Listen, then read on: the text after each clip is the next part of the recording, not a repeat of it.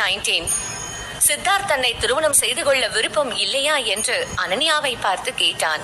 அவன் அப்படி கேட்டதும் சற்று ஆச்சரியமடைந்த அனன்யா அவனை பார்த்து இல்லை என்பது போல தலையசைத்தாள். அதன் பிறகு அவர்கள் இருவரும் போட்டோ எடுக்க சென்றார்கள். அவர்கள் இருவரையும் பார்த்த அந்த அலுவலகத்தில் இருந்தவர்கள் எல்லாம் அனன்யா ஏதோ புண்ணியம் செய்து இருக்கிறாள், அதனால்தான் சித்தார்த் போன்ற ஒருவன் அவளுக்கு கணவனாக போகிறான் என்று அவள் காதுபடவே பேசினார்கள். கொஞ்ச நேரம் கழித்து மேரேஜ் சர்டிபிகேட்டுடன் இருவரும் வெளியே வந்தார்கள். அதை பார்த்த அனன்யாவிற்கு ஆச்சரியமாக இருந்தது. சோ அவ்வளவுதான், ரொம்ப சிம்பிளா என் கல்யாணம் முடிஞ்சிடுச்சு என்று மனதிற்குள் நினைத்துக் கொண்டாள் அனன்யா. அதே நேரம் வெளியே காத்து கொண்டிருந்த மித்ரன் அனன்யா மற்றும் சித்தார்த்தை பார்த்து மகிழ்ச்சி அடைந்தான். ஐயா ஜாலி, அம்மாக்கு அப்பாக்கும் கல்யாணம் ஆயிடுச்சு, இனிமே எனக்கு அப்பா இல்லைன்னு யாரும் சொல்ல மாட்டாங்க என்று உற்சாகமாக சொன்னான். அனன்யா அதற்கு ரியாக்ட் செய்யாமல் அமைதியாக இருந்தாள். அதை பார்த்த மித்ரன் அவள் கையை பிடித்து இழுத்து, அம்மா என்ன யோசனை பண்ணிட்டு இருக்கீங்க, உங்களுக்கு ஹாப்பியா இல்லையா?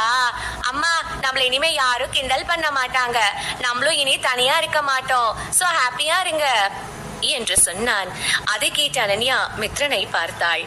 அவன் முகத்தில் அவ்வளவு சந்தோஷம் இருந்தது.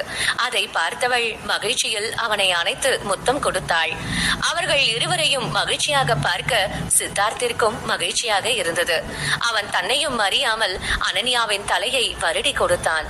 அதில் சற்று அதிர்ந்த அனன்யா சித்தார்த்தை குழப்பத்துடன் பார்த்து, என்ன சார், ஏதாவது சொல்லணுமா என்று கேட்டாள். ஏனோ அவள் சாதாரணமாக கேட்ட கேள்வி கூட சித்தார்த்திற்கு சற்று பதட்டத்தை கொடுக்க தன்னை சமாளித்தவன், அனன்யா நான் ஏற்கனவே உங்க வீட்டுல இருந்து பொருள் எல்லாம் ஷிஃப்ட் பண்ண சொல்லிட்டேன், சோ நீ இன்னைக்கே என் கூட வந்துடலாம் என்று சொன்னான் சித்தார்த். அதை கேட்ட அனன்யா சரி என்ற தலை அசைத்தாள். அவள் முகத்தில் கொஞ்சம் கூட அதிர்ச்சி இல்லை. ஏனென்றால் இது ஒரு அக்ரிமெண்ட் செய்து நடந்த கல்யாணம் என்றாலும் திருமணமானால் கணவனுடன் இருக்க வேண்டும் என்பது அவளுக்கு தெரிந்த விஷயம்தான். அது மட்டும் இல்லாமல் சித்தார்த்துடன் செல்வதுதான் அவளுக்கும் மித்ரனுக்கும் பாதுகாப்பாக இருக்கும். இல்லை என்றால் அவர்கள் இருவரும் குணசேகரனுக்கு பயந்து அந்த பழைய வீட்டில் வாழ வேண்டியது வரும். அதையெல்லாம் நினைத்தவள் சித்தார்த்தை பார்த்து தேங்க்ஸ் என்று சொன்னாள். தேங்க்ஸ் சொல்ற அளவுக்கெல்லாம் இது ஒன்றும் பெரிய விஷயம் இல்ல சொன்னான் சித்தார்த். அதன் பிறகு அவன் தன்னிடம் இருந்த கான்ட்ராக்டை எடுத்து நீட்டினான். அதை பார்த்த அனன்யா, ரொம்ப தெளிவாதான் இருக்காரு என்று மனதிற்குள் நினைத்துக் கொண்டு கான்ட்ராக்டை படிக்க ஆரம்பித்தாள். அவள் ஒவ்வொரு பக்கத்தை மிகவும் தெளிவாக படித்தாள். சித்தார்த் அதில் கணவன் மனைவியாக அவர்கள் எந்த உரிமையும் எடுத்துக்கொள்ளக் கூடாது, வெளி உலகுக்கு மட்டுமே கணவன் மனைவியாக இருக்க வேண்டும் என்றும், இருவரில் யார் எப்பொழுது உறவை முறித்துக் கொள்ள வேண்டும் என்றாலும் அதை செய்யலாம் என்றும் குறிப்பிட்டிருந்தது. அனைத்து தகவலும் தெளிவாக குறிப்பிட்டு இருந்ததால் அனன்யாவிற்கும் நிம்மதியாக இருந்தது. இதனால் பின்னாளில் தனக்கு எந்த பிரச்சனையும் வராது என்று புரிந்து கொண்டாள். என்னதான் அவள் சித்தார்த்தின் பணத்தை பெரிதாக எடுத்துக்கொள்ள போவதே இல்லை என்றாலும் இது போன்ற ஒரு அக்ரிமெண்ட் தங்கள் வாழ்க்கையில் பிரச்சனையை வரவிடாமல் இருக்கும் என்று அவள் நம்பினாள்.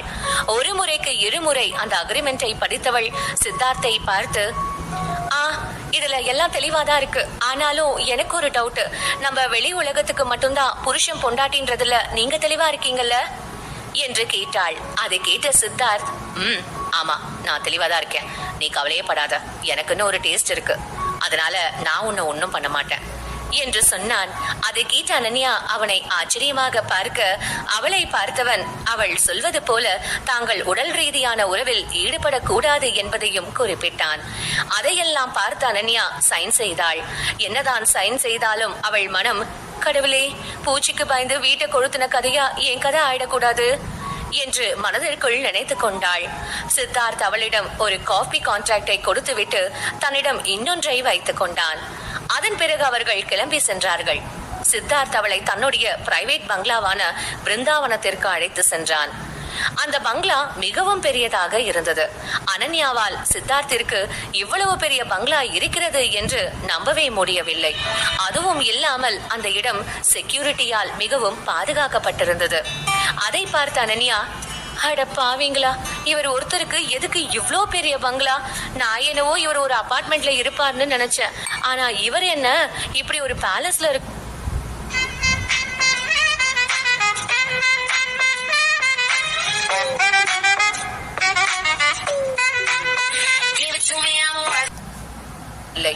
அதுவும் இல்லாமல் அந்த இடம் செக்யூரிட்டியால் மிகவும் பாதுகாக்கப்பட்டிருந்தது.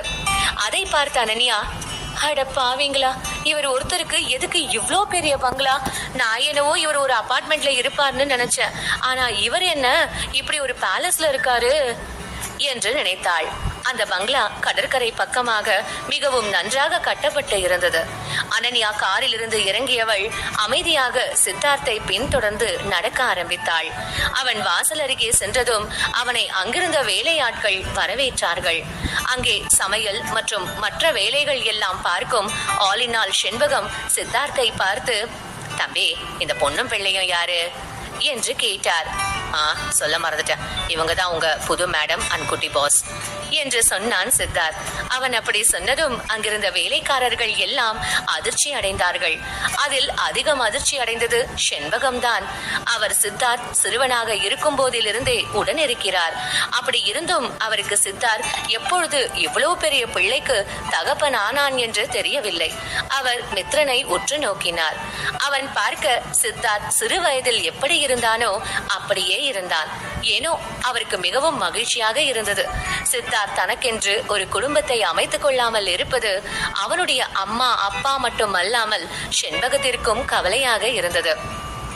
ஆனால் இப்பொழுது அவருக்கு சித்தார்த் திருமணம் செய்து கொண்டு அவனைப் போலவே ஒரு பிள்ளையும் பெற்று இருக்கிறான் எனும் பொழுது மிகவும் மகிழ்ச்சியாக இருந்தது. சித்தார்த் தம்பி, எனக்கு ரொம்ப சந்தோஷமா இருக்குப்பா. பெரிய அம்மாவும் பெரிய ஐயாவும் உங்களுக்கு கல்யாணம் ஆகலன்னு ரொம்ப வருத்தப்பட்டுக்கிட்டு இருந்தாங்க. ஆனா இப்போ நீங்க கல்யாணம் பண்ணிக்கிட்டதை பார்க்கும்போது எங்களுக்கு ரொம்ப சந்தோஷமா இருக்குப்பா என்று சொன்னார் செண்பகம். அவர் கண்ணில் துளிர்த்த ஆனந்த கண்ணீர் உண்மையில் அவர் எவ்வளவு மகிழ்ச்சியாக இருக்கிறார் என்பதை உணர்த்தியது. அதே நேரம் அனன்யா என்ன சொல்ல என்று தெரியாமல் நின்று இருந்தாள். அவளுக்கு தெரியவில்லை எப்படி செண்பகமை எதிர்கொள்வது என்று.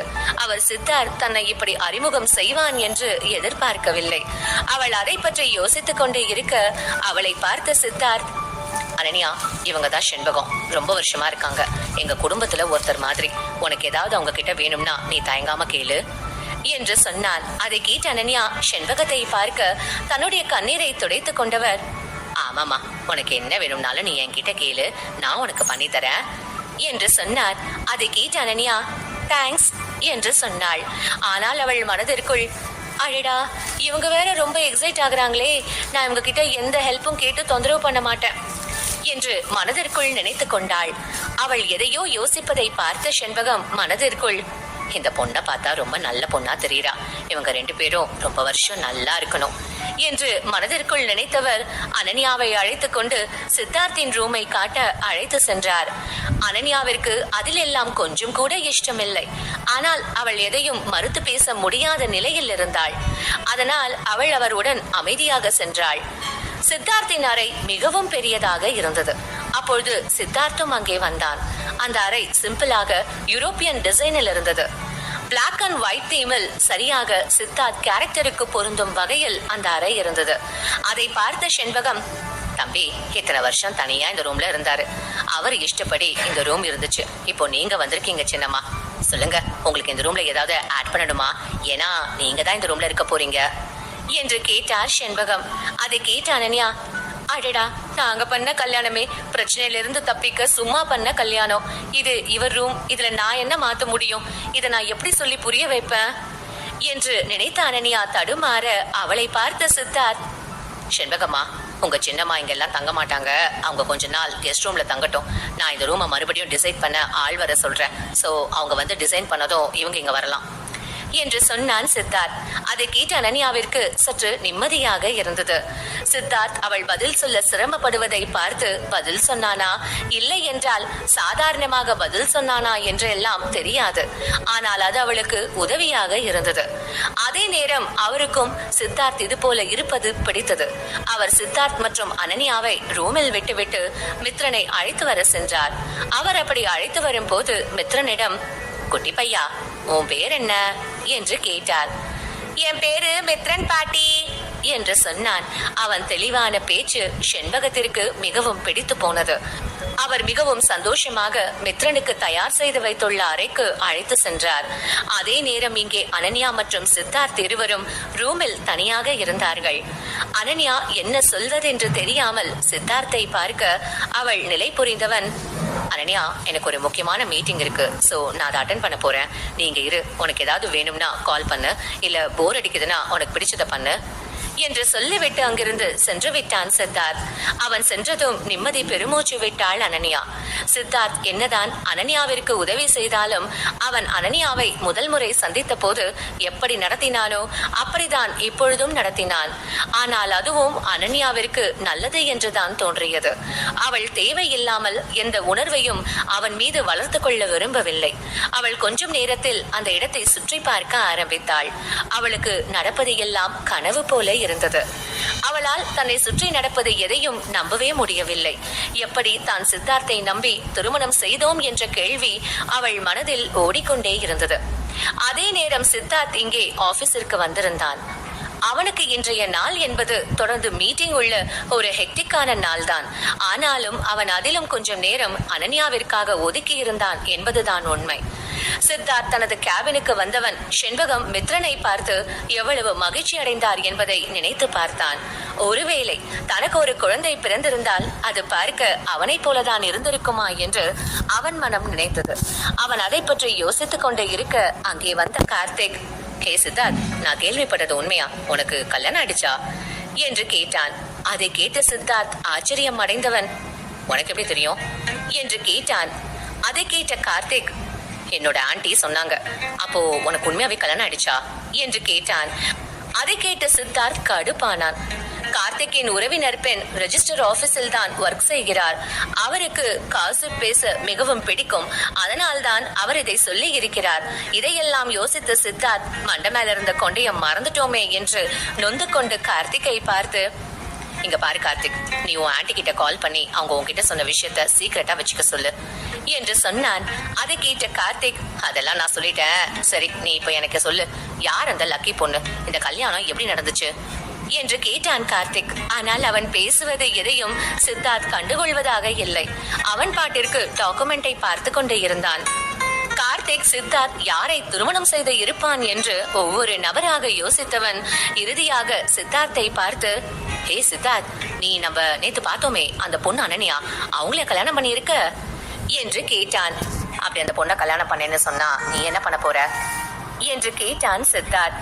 அதை கேட்ட கார்த்திக்கிற்கு ஓரளவு அவன் அனன்யாவை தான் திருமணம் செய்து கொண்டான் என்று உறுதியானது. அவன் சித்தார்த்தை பார்த்து, உனக்கு கல்யாணம் ஆனது எனக்கு ரொம்ப சந்தோஷம். நான் கூட நீ கல்யாணம் பண்ணாம காலம் முழுக்க சிங்கிளா இருந்துருவியோன்னு நினைச்சேன். ஆனா அப்படி இல்ல என்று சொன்னான் கார்த்திக். இப்ப எதுக்கு நீ தேவையில்லாம பேசிட்டு இருக்க? நான் ஏதோ கொஞ்ச நாளைக்கு தான் கல்யாணம் பண்ணாம இருக்க நினைச்சேன். நீங்க தான் நான் காலத்துக்கும் சிங்கிளா இருப்பேன்னு கொளுத்தி போட்டீங்க. உங்களை மாதிரி ஓவரா பேசுறவன் சும்மா இருந்தாலே நாட்டுல பல பேர் நல்லா இருப்பான் என்று சொன்னான் சித்தார்த். அதை கேட்ட கார்த்திக் அவனை பார்த்து, நீ எதுக்கு இப்போ கருத்து ஊசி எல்லாம் போடுற? ஏன் சித்தார்த், நீ இத்தனை நாள் கல்யாணம் பண்ணாம இருந்ததுக்கு காரணம் உனக்கு ஏதோ பிரச்சனை இருந்ததுதான். ஒருவேளை உனக்கு பிரச்சனை இல்லைன்னா இத்தனை வருஷம் நீ ஏன் எந்த பொண்ணையும் தொடாம இருக்க? சொல்லு, கடந்த காலத்துல உன் மனசையோ இல்ல உடம்பையோ கஷ்டப்படுத்தினது யாரு என்று கேட்டான் கார்த்திக். அவன் அப்படி கேட்டதும் அவனை முறைத்தான் சித்தார்த். அதாவது வாய் இருக்குன்னு உன் இஷ்டத்துக்கு பேசக்கூடாது. நான் சித்தார்த் அபிமன்யு, என்னை யாராலையும் கஷ்டப்படுத்த முடியாது. இப்ப எனக்கு அனன்யா வைஃபா வந்தாச்சு. சோ இனிமே இப்படி முட்டாள்தனமா பேசுறத நிறுத்து என்று சொன்னான் சித்தார்த். அப்பொழுது அவனுக்கு 5 வருடத்திற்கு முன்பு யாரோ ஒரு முகம் தெரியாத பெண்ணுடன் ஒன்றாக இருந்தது நினைவில் வந்து போனது. சித்தார்த் அதை தன்னுடைய முகத்தில் வெளிக்காட்டாமல் அமைதியாக இருந்தான். அப்பொழுது கார்த்திக் அடுத்த கேள்வியை தயார் செய்தவன், சித்தார்த், இப்ப நீ அனன்யாவை கல்யாணம் பண்ணிக்கிட்ட ஓகே, ஆனா அனன்யாவுக்கு ஏற்கனவே ஒரு பையன் இருக்கான். இப்படி ஒரு பொண்ணை நீ கல்யாணம் பண்ணது உங்க வீட்டுல அக்செப்ட் பண்ணுவாங்களா என்று கேட்டான் கார்த்திக். அவன் அப்படி கேட்டதும் சித்தார்த் எதுவும் சொல்லாமல் அமைதியாக அவனை பார்த்தான்.